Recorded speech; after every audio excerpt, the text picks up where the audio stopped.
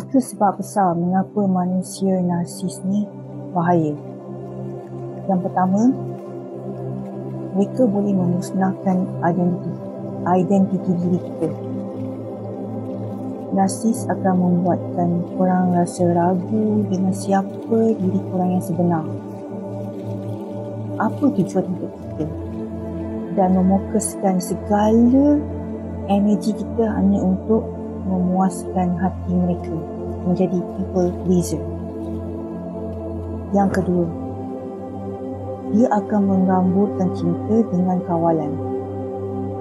Mereka akan gunakan kasih sayang sebagai senjata untuk mengikat, bukan untuk menyembuh diri kita. Yang ketiga, dia akan membuatkan kita jauh daripada Allah.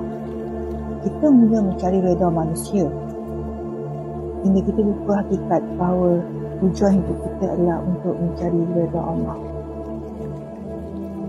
Dan akhirnya motif utama manusia narsis ni adalah membuatkan kita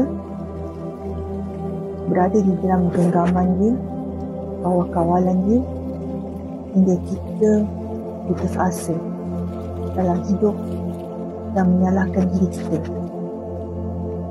Dan akhirnya kita boleh menjadi depresi ataupun membunuh diri sendiri.